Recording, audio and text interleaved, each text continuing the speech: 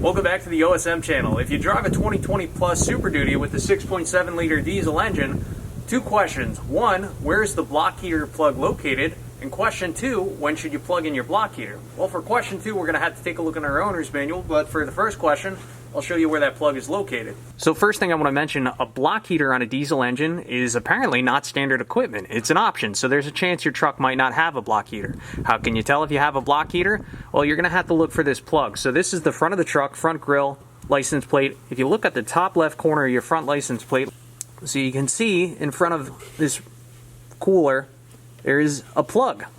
The plug is just kind of held on there with a little retention clip. Let me try and pull it down. And there we are. There's our block heater plug. So if you have this plug equipped on the front of your truck, then you do in fact have a block heater. So question two, when should you plug in your block heater? Well, let's go to our owner's manual. Page 179, cold weather starting. We recommend the engine block heater be used for starting when the temperature is -9 degrees Fahrenheit, which is -23 degrees Celsius or colder. Now here's some other very important information in our owner's manual. If we go to page 177, starting a diesel engine, 6.7 liter diesel. For temperatures below 32 degrees Fahrenheit, 0 degrees Celsius, the use of the correct grade engine oil is essential for proper operation. Refer to engine oil specifications for more information. So let's go to diesel engine oil specifications chart on page 453. So look at the SAE viscosity grades.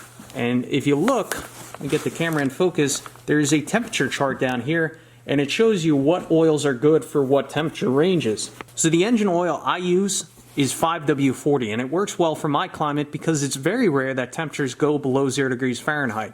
However, if you're operating your truck, your diesel engine, in temperatures that commonly go below -20 degrees Fahrenheit, you should really consider switching to an OW30 or OW40 engine oil according to this chart.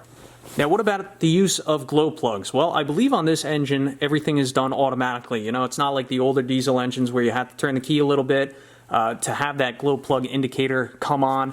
With this truck, I believe it does it automatically. So page 179, switch the ignition on. Do not start the engine until the glow plug indicator turns off. That's your glow plug indicator. When the glow plug preheat indicator turns off, turn the key to start. After you start the engine, the glow plugs may remain on for a period. If you do not start the engine before the glow plug activation time ends, you will need to reset the glow plugs by switching the ignition off. After the engine starts, allow it to idle for about 15 seconds. This protects the engine. Do not increase engine speed until the oil pressure gauge indicates normal pressure.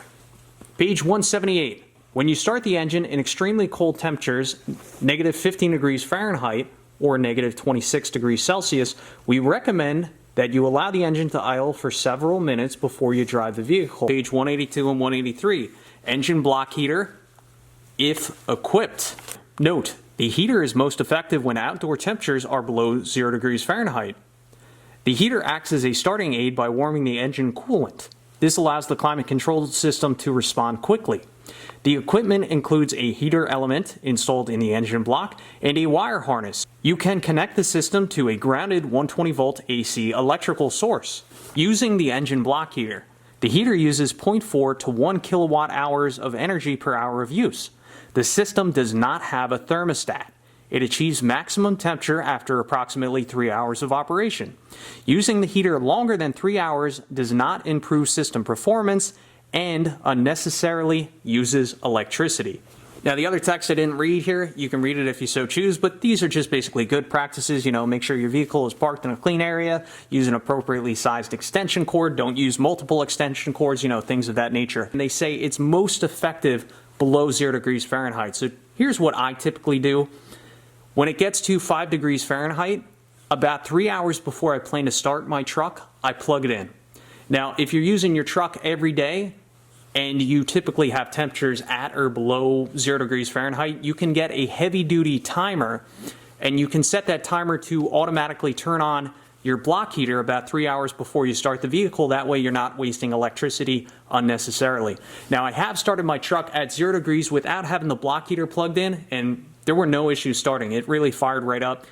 But when you plug in the block heater, it just allows everything to start a little bit easier. It's easier on the engine, and additionally, as noted in this manual, the climate controls, specifically the heater, heats up the interior of the vehicle a little bit quicker. So hopefully this has been some helpful information. I'd like to thank you for watching, and as always, I will catch you on the next one.